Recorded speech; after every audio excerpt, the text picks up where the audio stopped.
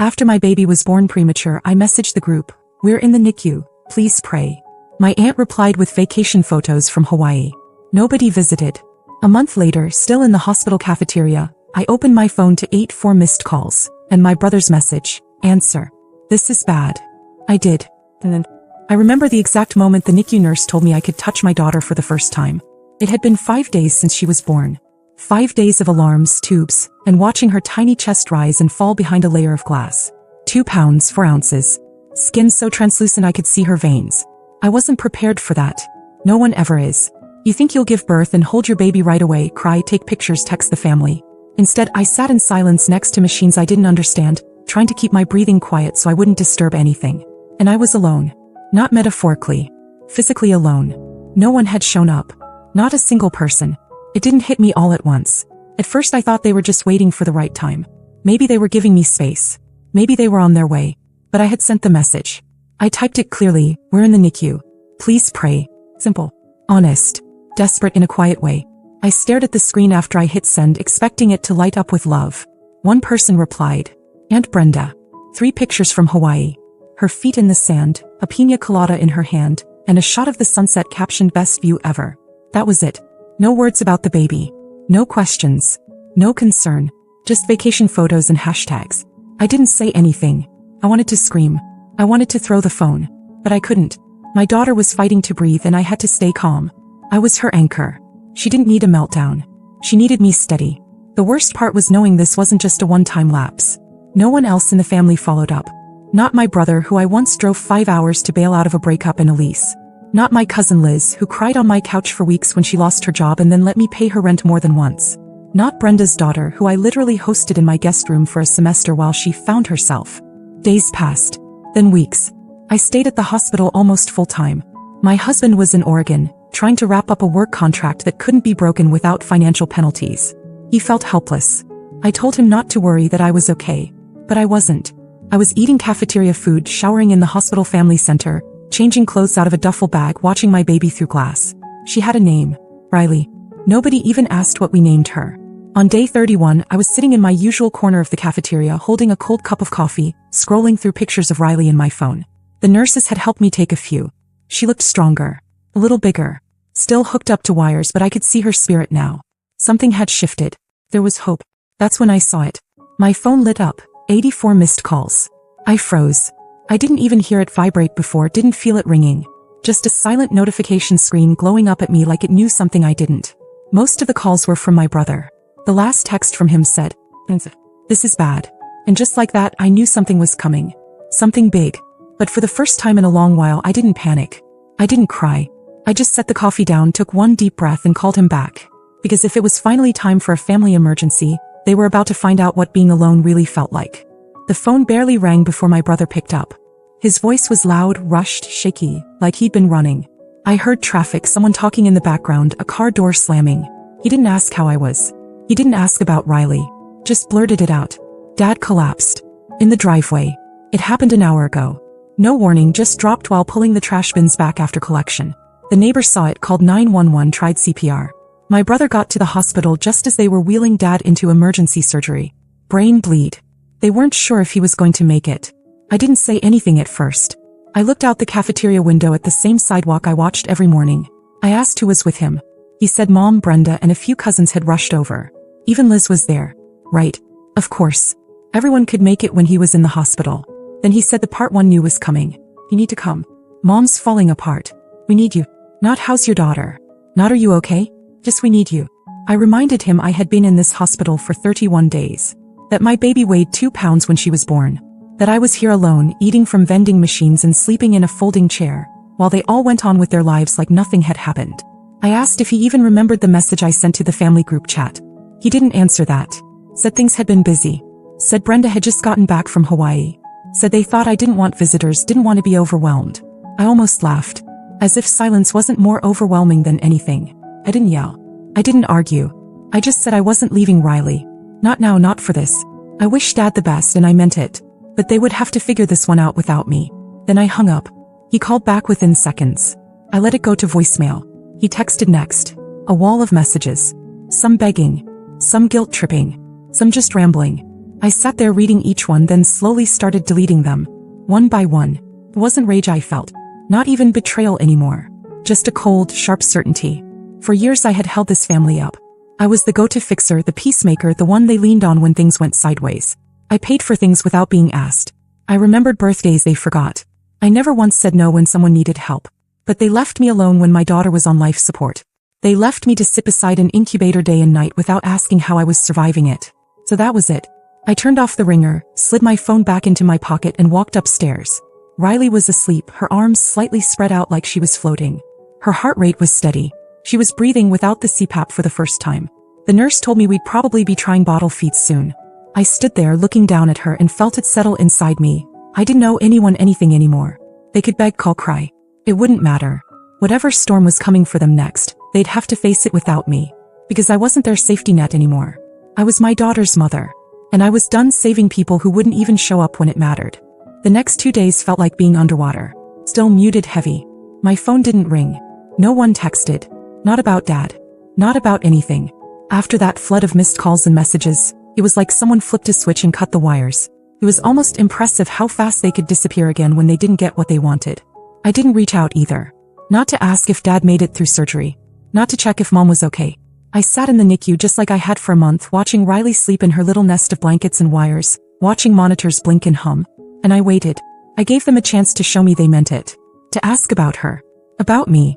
Nobody did. Instead, Riley gained 4 ounces. That's what mattered. We were finally weaning her off the oxygen. She opened her eyes longer. Wrapped her whole hand around my pinky. Every time I saw her fight, I felt stronger. Calmer. Sharper. Then 2.5 days later, Brenda showed up. I heard about it from one of the nurses. She didn't call ahead, didn't text. Just walked in with sunglasses still on, holding a small shopping bag like she was dropping off a housewarming gift. She didn't ask to see Riley. She didn't ask where I was. Just left some overpriced cookies with the nurse, smiled and left. That was her big gesture. Later that day, my brother texted again. So you're just cutting everyone off now? After everything we've done for you? I stared at the message for a long time. I thought about the hours I spent helping him rewrite his resume when he lost his job. The loan I gave him when his car broke down. The tuition payments. The grocery deliveries when his wife was sick. And never once did I throw it back at him. Never made him feel small for needing help. I texted back. You left me alone when my daughter was fighting to live. I'm just doing what you taught me. Then I blocked him. And something inside me clicked into place. That night, after Riley fell asleep, I logged into the tuition account I had set up for my nephew. Canceled the automatic payments. Cleared the linked card. I didn't warn anyone. I didn't leave a note. Let the invoices roll in. Let the school call him. I opened another app and stopped the monthly rent assistance I had been sending Liz since March. She never asked me directly, just hinted about her struggles and I stepped in. Not anymore. The next morning Liz messaged me. Hey, did the payment not go through? Just checking, rent's due soon. I didn't answer. 2 hours later, Brenda sent me a photo of some flowers in a vase with a caption thinking of you and the baby. Followed by a heart and a sun emoji. I deleted it without reading the rest. By the end of the day, 3 unknown numbers had called me. Likely cousins I hadn't heard from in months, suddenly remembering I existed. I didn't pick up. I already knew what they wanted. When people realize the person they leaned on has stepped away, they don't reflect. They scramble. They talk. They twist the story. They try to fix it not because they care but because the support they thought was endless is suddenly gone. It makes them panic. Not because they miss you, but because they miss the version of you who always said yes. But that version of me disappeared the day I sat alone in that NICU with Riley and read my aunt's vacation caption instead of a message saying we're here. We love you. We've got you. They made a decision that day. I just followed their lead. And now, as they scrambled, I focused on what actually mattered. Riley's breathing on her own. She gained another 2 ounces. The nurse let me hold her for a full hour. And for the first time in a long time, the weight I'd been carrying, their weight, started to fall off my shoulders. Piece by piece. The hospital was starting to feel like a second home. I knew which vending machines always got stuck, which nurses liked jazz, and which ones gave the best updates without sugarcoating anything. Riley was gaining weight fast. Her tiny fingers gripped mine longer each day, and the doctors had started talking about her release in a few weeks. There were still plenty of hurdles ahead, but we were finally in a rhythm. One that didn't include my family. Then out of nowhere, my phone buzzed with a message that made me pause. It was from my grandfather. Not a heart emoji. Not a forwarded prayer chain. Just, call me tonight. Alone. I hadn't spoken to him in months. He was never the type to get involved in petty arguments or family drama. He was quiet, old school, but everyone respected him. When he did speak, people listened. Always had. I called him that night after Riley fell asleep and stepped outside to a bench near the ER entrance. He answered immediately. No small talk. He said he knew about everything. He knew no one had visited, that Brenda went on vacation, that my brother was now calling everyone in the family complaining I had turned cold. He said he'd seen the group chat messages. I didn't ask how. I didn't care. Then he said something I didn't expect. He was rewriting his will. He didn't even try to soften it. Just told me plainly that he was sick of the way everyone had been behaving, circling around him pretending to care, angling for inheritance, giving nothing back. He said he'd been watching it for years, but this, what they did to me and Riley, this was the line. He told me he'd already met with his attorney. He was leaving the house, the Vermont property, the investments, everything, to Riley. Not to me, to her. Because she, he said, was the only innocent one left in the family. The only one who deserved a clean start. I sat there silent, blinking at the streetlight above the bench. I told him I didn't expect anything. I wasn't doing any of this for money. He said he knew that. That's why it was going to her. And then, like he was reading my thoughts, he said, they think you need them. But you were the only one keeping this family together. The moment you stopped carrying them, everything started to collapse. We didn't say much after that. Just a quiet goodbye. The next morning, I woke up to chaos in the group chat. Screenshots. A blurry photo of a typed legal document. Liz asking if it was a joke. Brenda freaking out in all caps. My brother sending question marks. No one mentioned Riley. No one asked how we were. It was all about money, property, what's fair, and what did she say to him. Apparently, my grandfather had called a family meeting at his house without saying why. Everyone showed up, probably thinking he was going to announce something about downsizing or giving out early gifts. Instead, he handed out folders with the new will inside, then got up and left the room.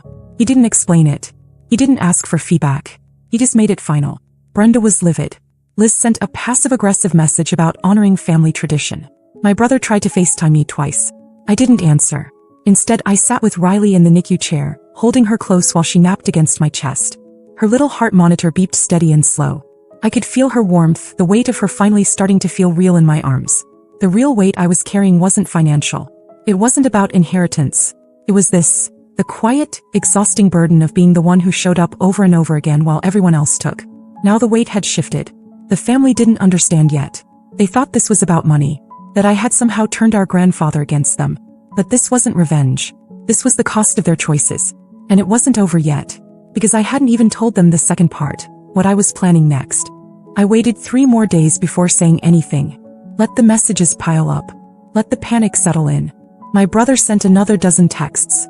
Some angry, some pretending to be calm like he was trying to reason with me. Brenda switched tactics and sent me a voice memo about how family needs to stick together, especially for Riley's sake. Liz asked if we could talk, just us girls, which was laughable considering she hadn't said a word when I was alone in the NICU with a premature baby fighting to breathe. What none of them realized was that while they were arguing over a will, I was busy planning something else entirely. Riley was doing better, stronger every day, and I had been talking to the hospital's social worker, quietly gathering the paperwork for something they never thought I'd actually do. I was moving. Not across town. Across the country. A job had opened up at the Children's Hospital in Colorado where my husband had just been offered a permanent role. The position was part-time, flexible, and came with a relocation package. And best of all, a spot in their NICU follow-up program for Riley, which meant we'd get ongoing care from specialists who already knew how to handle babies like her. I didn't tell anyone except my husband and the nurse who had been with me since day one. I didn't owe anyone else that information. 2 days before our flight, I finally responded to the group chat. Not with words. Just a photo. Riley in a new onesie, asleep in her car seat. And behind her 2 suitcases packed and zipped. Brenda responded first. Where are you going? Liz followed. Wait, what is this? Are you moving? My brother's message came in last. You're seriously doing this? After everything? After everything. As if I was the one who disappeared. As if I was the one who had left someone else behind in a hospital bed. I didn't respond. The next day, the hospital room was cleared. Riley was discharged and we were on a plane. Just me, my husband, and our daughter. I held her the entire flight. I didn't cry. I didn't look back. That night, in the hotel near our new apartment, my husband opened his phone, scrolled through the messages from my family and asked if I wanted to block them. I said not yet, because I wanted them to see what life looked like without me. And they did. Over the next few weeks, I started posting just a few quiet pictures on social media. Riley's first nap in her new crib. Her checkup at the new hospital. A video of her smiling at the ceiling fan like it was the most beautiful thing she'd ever seen. The comments started pouring in. Not from them, they stayed silent watching. But I could see it. The views. The profile visits. The quiet surveillance of people who were slowly realizing they weren't part of the story anymore. And then it happened. A letter arrived. Handwritten. From my grandfather. He said he was proud of me. Said he hadn't told the others yet, but he'd made another change. The trust was being divided early, not just in the will. Riley's portion would be transferred into an education fund, available only to her. No co-signers. No family members could touch it. He wrote, "They took your kindness for granted. Now they'll see what happens when that kindness goes somewhere else." I read it twice, then folded it and slipped it into Riley's baby box, right next to the photo of her in that NICU incubator.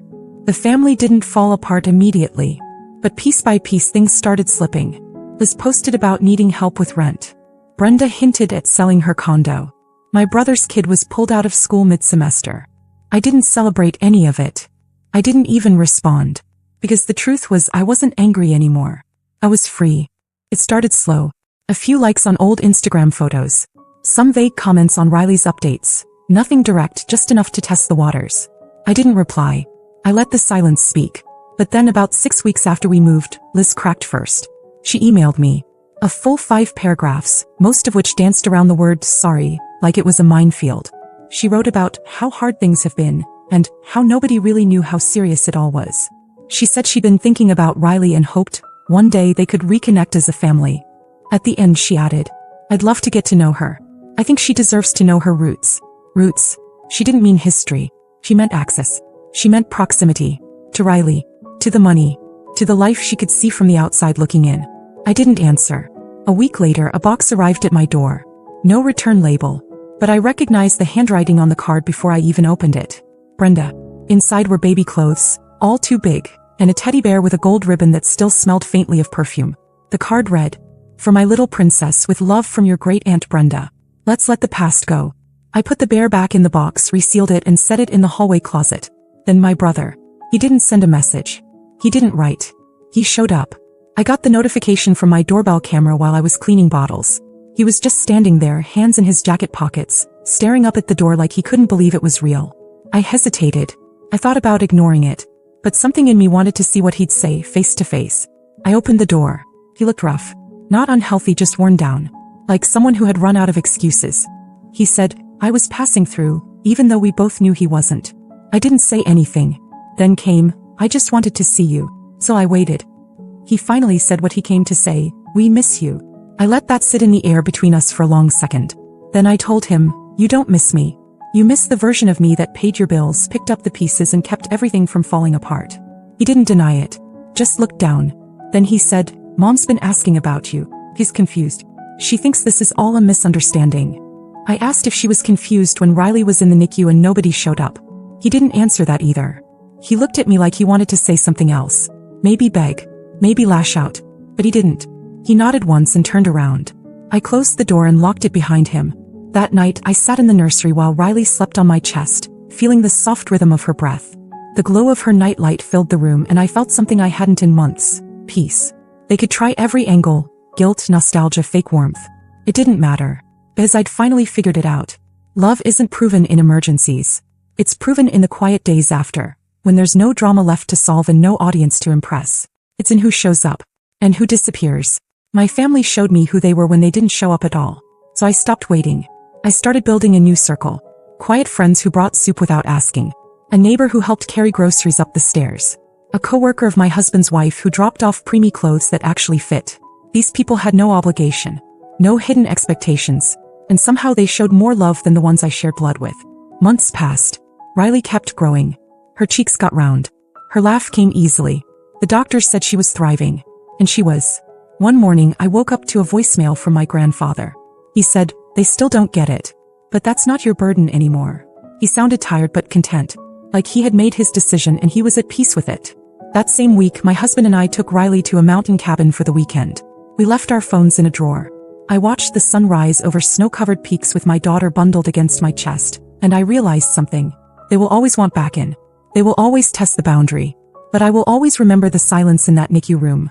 the one filled not by strangers, but by the absence of people who should have been there. And I will never forget what that taught me. Not every family deserves a second chance. Some just deserve a closed door.